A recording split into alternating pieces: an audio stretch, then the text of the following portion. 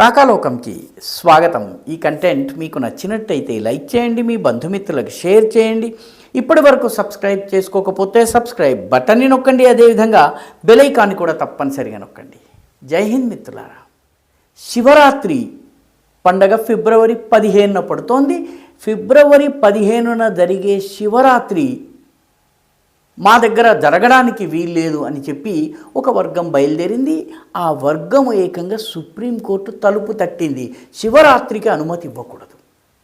తమాషా ఏంటంటే ఆ ప్రదేశంలో తరతరాలుగా అనేక దశాబ్దాలుగా శివరాత్రి జరుగుతూ వస్తోంది. శివరాత్రికి చాలా పెద్ద ఎత్తున భక్తులు వస్తారు. ఆ వచ్చిన భక్తులు పక్కనే ఉన్నటువంటి ఒక మజార్ ఉంది, ఆ మజార్ని కూడా దర్శిస్తారు. దర్శించి అక్కడ కూడా కాసిన డబ్బులు వేసి వస్తారు. హిందువులు సెక్యులర్ కాబట్టి అక్కడ లాభం వస్తుంది. కానీ ఇప్పుడు అక్కడ శివరాత్రి జరగడానికి వీల్లేదు అని చెప్పి ఏకంగా మజార్కి సంబంధించిన నిర్వాహక వర్గము సుప్రీంకోర్టు తలుపు తట్టింది.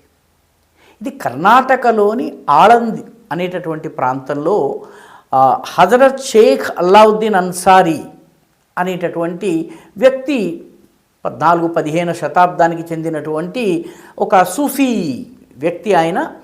ఆయనకు సంబంధించినటువంటి మజార్ ఉంది. ఆయనకి లాడ్లే మషాయిక్ అనేటటువంటి పేరు కూడా ఉంది. ఆయన సమాధి ఉంది. అయితే అదే ప్రాంతంలో దానికి దగ్గరలోనే రాఘవ చైతన్య స్వామి సమాధి ఉంది. ఈ రాఘవ చైతన్య స్వామి కూడా దాదాపు అదే కాలానికి చెందినటువంటి ఆయన ధర్మ ప్రచారం చేస్తూ అదే ప్రాంతానికి వచ్చారు. అక్కడ ఒక శివలింగాన్ని ప్రతిష్ఠించారు. దాన్ని రాఘవ చైతన్య శివలింగ్ అంటారు. ఈ రాఘవ చైతన్య శివలింగంలో ఏళ్ల తరబడి సంవత్సరం అంతా కూడా అది మజారుగా ఉంటుంది. సంవత్సరంలో ఒక్కసారి శివరాత్రి సమయంలో మాత్రము శ్రద్ధాళువులు భక్తులు వచ్చి అక్కడ శివలింగాన్ని పూజించి అభిషేకాలు చేసి రాత్రంతా రోజంతా ఉపవాసం ఉండి రాత్రంతా పూజలు చేసి తర్వాత వెళ్ళిపోతూ ఉంటారు. ఇదంతా కూడాను కలిసికట్టుగా ఎటువంటి వివాదం లేకుండా దాదాపు దశాబ్దాలుగా జరుగుతూ వచ్చింది. ఎవరు ఎక్కడ ఏమీ అబ్జెక్షన్ పెట్టలేదు. అయితే ఫిబ్రవరి 2022లో మాత్రము అక్కడ ఒక వివాదం చెలరేగింది. గుర్తు తెలియని వ్యక్తులు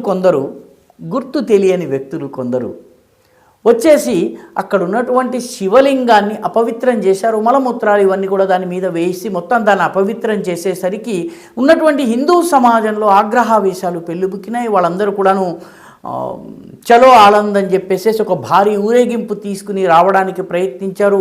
అప్పుడు ఉన్నటువంటి ప్రభుత్వము వాళ్ళని శాంతపరిచి దాన్ని పవిత్రం చేసి ప్రతి సంవత్సరం వాళ్ళు వచ్చి వెళ్ళేందుకు వీలుగా శివరాత్రి పూజలు జరుపుకునేందుకు ఏర్పాట్లు చేసింది. ఆ తరువాత కూడా ఈ సంఘటన జరిగిన తరువాత కూడాను ప్రతి సంవత్సరము శివరాత్రికి హిందువులు వెళ్ళి పూజ చేయటం అనేది ఆనవాయితీగా వస్తున్నది. అనేక సంవత్సరాలుగా జరుగుతుంది. మిగతా సమయాల్లో అది దర్గా రూపంలో ఉంటుంది. లాడ్లే మషాయిక్ దర్గా అంటారు. అదే ప్రాంతంలో రాఘవ చైతన్య సమాధి, రాఘవ చైతన్య యొక్క ఆయన ప్రతిష్ఠించిన శివలింగం ఉంది. ఆ శివలింగానికి శివరాత్రి నాడు పూజ జరుగుతుంది. అయితే ఫిబ్రవరి 2022 తరువాత నుంచి శివరాత్రి ఉత్సవాలు ఈ ఆళందులో జరగకుండా ఈ రాఘవ చైతన్య సమాధి దగ్గర శివలింగానికి అభిషేకాలు పూజలు శివరాత్రి పండుగ జరగకుండా ఉండేందుకు పదే కోర్టులకు వెళ్ళడము, ఇది మా భూభాగము, మాకు చెందినటువంటి ఆస్తి, ఇది వక్ఫ్కి చెందిన ఆస్తి, ఇక్కడ హిందువులు రావడానికి వీల్లేదు, ఇక్కడ పూజ చేయడానికి వీల్లేదని కేసులు వేయటం మొదలుపెట్టారు. చివరికి హిందూ పక్షం కూడా కోర్టుకి వెళ్ళవలసి వచ్చింది. సిద్ధరామయ్య హీరేమాత్ అనేటటువంటి ఒక భక్తుడు కేసులు వేసి పోరాటం చేసి శివరాత్రి నాడు కనీసము 15 మంది వ్యక్తులు వెళ్ళేందుకు అనుమతిని సంపాదించాడు. అలా గత 3-4 సంవత్సరాలుగా 10-15 మంది భక్తులను పోలీసులు అనుమతిస్తున్నారు. వాళ్ళు వెళ్తున్నారు, అక్కడ శివలింగానికి అభిషేకం చేస్తున్నారు, రాత్రంతా కూడా భజన ఇత్యాది చేస్తున్నారు, శివనామస్మరణ చేసి తిరిగి వచ్చేస్తున్నారు. 15 మంది భక్తులు వెళ్ళి వస్తున్నారు. గత సంవత్సరం ఫిబ్రవరి 2025లో కూడాను 15 మంది భక్తులు వెళ్ళి పూజ చేసుకుని వచ్చారు. అయితే ఈ సంవత్సరము దాన్ని కూడా ఆపేందుకు ప్రయత్నం చేసి సుప్రీంకోర్టు తలుపు తట్టింది. ఆ దర్గా కమిటీ ఏదైతే ఉందో ఆ కమిటీ వాళ్ళ వాదన ఏంటంటే పివి నరసింహారావు గారు మన నెత్తిన రుద్దిపోయినటువంటి ప్లేసెస్ ఆఫ్ వర్షిప్ యాక్ట్ 1951 నాటికి ఏ పరిస్థితి ఉందో ఆ పరిస్థితి ఉంచాలి తప్పితే మందిరాలు కానీ మసీదులు కానీ ప్రార్థనా స్థలాల్లో ఏమాత్రము మార్పు చేయడానికి వీల్లేదని ఆయన పెట్టినటువంటి మడత పేచీ చట్టం ఏదైతే ఉందో ఆ మడత పేచీ చట్టము ఫలితంగా ఇది మాది 1950కి ముందు నుంచి ఇక్కడ లాడ్లే మషాయిక్ దర్గా ఉంది కాబట్టి ఇక్కడ శివరాత్రి జరగడానికి వీల్లేదు. పత్రాలన్నీ మా వైపు ఉన్నాయి, మా దగ్గర భూపత్రాలు ఉన్నాయి, ఆస్తి పత్రాలు ఉన్నాయి, ఇది వక్ఫ్ బోర్డు సంపత్తి కాబట్టి దీనిలో శివరాత్రికి అనుమతి ఇవ్వకూడదని ఈసారి సుప్రీంకోర్టుకు వెళ్ళారు. ఫిబ్రవరి 15న ఉంది కాబట్టి 15 లోపల తీర్పుని ఇవ్వాలి, హిందువులు ఈ ప్రాంతానికి రాకుండా చేయాలి అని చెప్పి వాళ్ళు సుప్రీంకోర్టును ఆశ్రయించారు. తమాషా ఏంటంటే దశాబ్దాలుగా శతాబ్దాలుగా తెలిసిన అక్కడ ఉన్నటువంటి 3-4 తరాలకు తెలుసు అక్కడ దర్గా ఉంది, దర్గా పక్కనే రాఘవ చైతన్య సమాధి ఉంది, సమాధి పక్కనే శివలింగం ఉంది, ఆ శివలింగానికి పూజలు జరుగుతాయి. శివరాత్రి నాడు మామూలు సమయంలో కూడా వెళ్తూ ఉంటారు కానీ శివరాత్రికి పెద్ద సంఖ్యలో వెళ్తారు. 2022 అల్లర్ల తరువాత కూడా 15 మంది భక్తులకు వెళ్లేందుకు న్యాయస్థానాలు అనుమతించాయి. జిల్లా యంత్రాంగం ఇందుకు సహకరిస్తూ వస్తోంది. కానీ ఈసారి సిద్ధరామయ్య హిరేమత్ చేస్తున్నటువంటి ప్రయత్నాలను అడ్డుకునేందుకు ఏకంగా సుప్రీంకోర్టుకు వెళ్ళారు. ఇది జరగడానికి వీల్లేదన్నారు.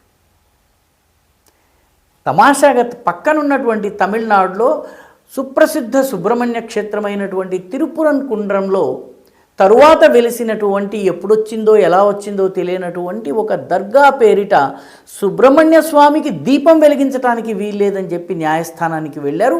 తమిళనాడు ప్రభుత్వం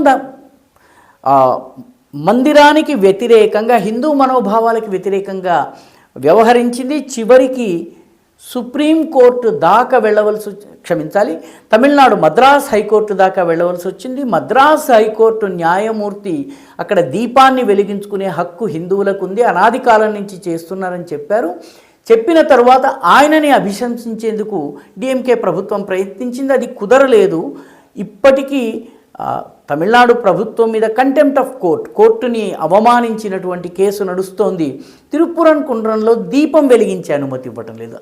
అనాది కాలంగా అక్కడ ఉన్నటువంటి సుబ్రహ్మణ్య క్షేత్రం అయినప్పటికీ కూడాను పక్కనే ఒక చిన్న దర్గా ఉంది కాబట్టి ఈ ఇబ్బందుల్ని కలగజేస్తున్నారు. ఇటు ఇరుగున ఉన్నటువంటి కర్ణాటకలో ఈ ఆళందులో ఉన్న ఈ రాఘవ చైతన్య శివలింగానికి ఈ శివరాత్రికి పూజలు జరగకుండా నిషేధించేందుకు ఏకంగా సుప్రీంకోర్టు తలుపులు తట్టారు. కర్ణాటకలో ఉన్నటువంటి ప్రభుత్వం కూడాను దానికి కొంత సానుకూలంగానే ఉన్నట్టుగా కనిపిస్తోంది.